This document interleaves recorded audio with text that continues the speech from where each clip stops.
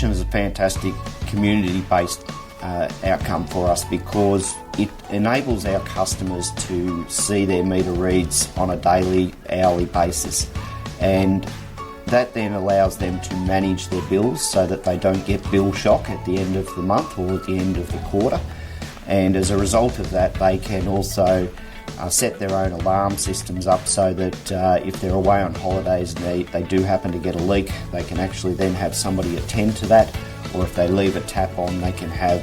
an alarm also generated to tell them to go and turn that tap off. The feedback that we've received on the project so far has been nothing but positive. We've identified a number of customers that have had leaks that weren't aware of those leaks, and we've had simple things like pipe breaks, but we've also had more extensive things like hot water systems that have blown out, and the leaks have been